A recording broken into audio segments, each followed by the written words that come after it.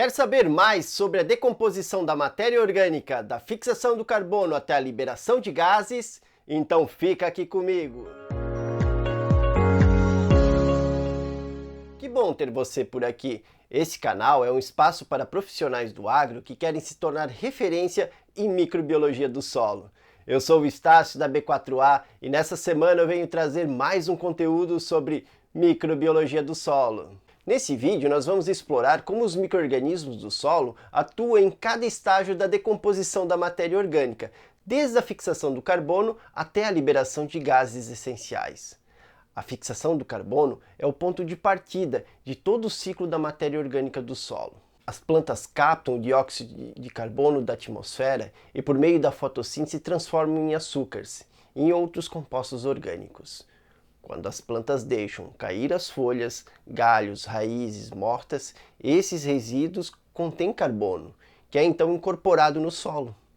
Isso forma a base para a energia que será liberada durante a decomposição.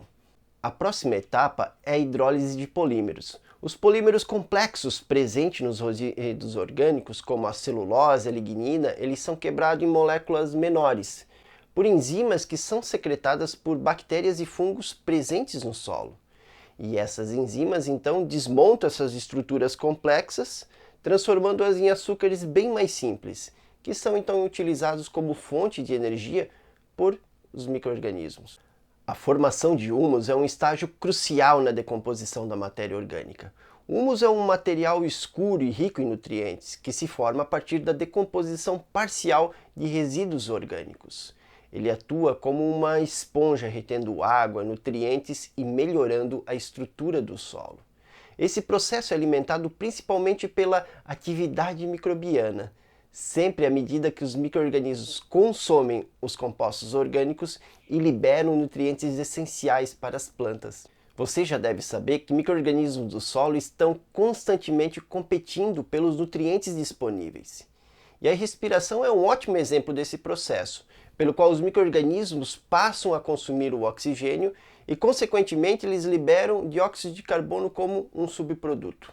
Durante a respiração, os micro-organismos obtêm energia de compostos orgânicos presentes no solo. Por outro lado, a fermentação também atua como uma outra via na obtenção de energia, principalmente nas condições de baixa disponibilidade de oxigênio. E nesse caso, os micro-organismos convertem os compostos orgânicos presentes em outros subprodutos, como por exemplo, alguns álcools e ácidos. Nós temos também alguns micro-organismos dos solos que são especializados em consumir metano, um poderoso gás de efeito estufa. Ele age como um vilão invisível e pode aumentar o aquecimento global. E é aí que entra os nossos heróis microscópicos. Imagine que existem micro-organismos que são como comedores de metano. Quando esses micro-organismos consomem o metano, eles estão efetivamente retirando ele da atmosfera. E isso ajuda a reduzir a quantidade de metano que fica flutuando no ar e agindo como uma armadilha térmica, ao passo que menos metano na atmosfera significa menos calor retido. Essa atividade ajuda a reduzir a sua concentração atmosférica, contribuindo para o controle do aquecimento global. Agora surge um papel duplo por parte dos micro-organismos. Enquanto alguns micro-organismos consomem o metano, outros liberam. A liberação de metano no solo é um processo complexo e ambivalente.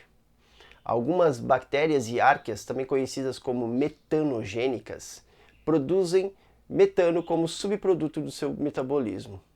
Isso significa que enquanto algumas bactérias estão ocupadas consumindo o metano, outras estão ocupadas liberando-os de volta para a atmosfera.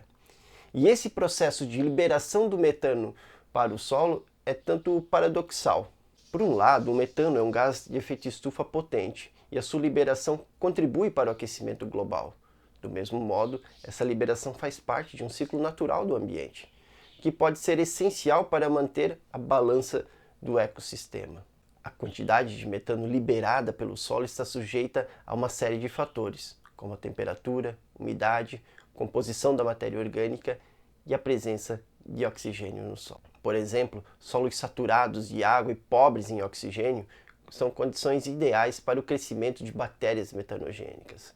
o metano pode ser produzido em quantidades significativas. E essa produção e liberação de metano é uma parte normal dos ciclos de carbono e nutrientes do solo.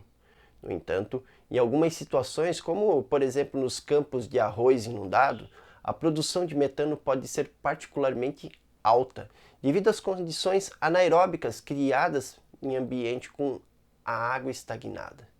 Em ambientes mais secos e bem drenados, a produção de metano tende a ser mais controlada. Portanto, é importante monitorar e entender as suas variações, já que o metano também trata-se de uma fonte de energia para certos micro-organismos do solo. Por fim, a liberação do dióxido de carbono, também conhecida como CO2, é uma parte natural do ciclo do carbono, mas a sua quantidade e taxa de liberação afeta o equilíbrio atmosférico. Embora parecer contraintuitivo, a liberação do CO2 no solo é, na verdade, uma parte natural e essencial do ciclo do carbono. Como mencionado anteriormente, os micro-organismos do solo desempenham um papel crítico na decomposição da matéria orgânica. À medida que eles quebram os restos das plantas e outros materiais orgânicos, parte do carbono armazenado nesses compostos é liberado na forma de dióxido de carbono, durante o processo de respiração microbiana. Essa liberação de CO2 pelos micro-organismos do solo é um elo importante entre a matéria orgânica depositada no solo e a atmosfera. Enquanto as plantas realizam a fotossíntese, absorvendo o CO2 da atmosfera para produzir energia, os micro-organismos do solo realizam a respiração, produzindo CO2 de volta para a atmosfera como um subproduto do seu metabolismo. No entanto, a quantidade e a taxa de liberação do CO2 pelo solo tem um impacto significativo no equilíbrio atmosférico. A liberação excessiva de CO2 pode contribuir para o aumento dos níveis atmosféricos desse gás de efeito estufa, intensificando os problemas relacionados às mudanças climáticas. Portanto, a compreensão da dinâmica entre os micro-organismos do solo e a decomposição da matéria orgânica e liberação de CO2 é fundamental para avaliar e gerenciar o impacto do solo no ciclo do carbono.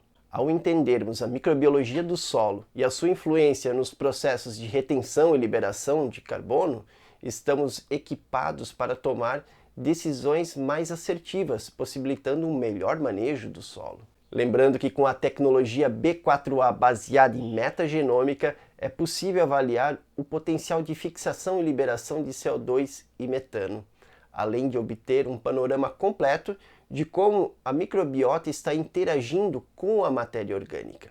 Obrigado para você que ficou até aqui comigo. Se gostou desse vídeo, eu lhe convido a curtir, compartilhar e deixar um comentário dizendo o que você realmente achou e mudou na sua vida esse vídeo. Veja também as nossas redes sociais. Estamos presentes no Instagram, Facebook e LinkedIn. Um forte abraço e até o próximo vídeo.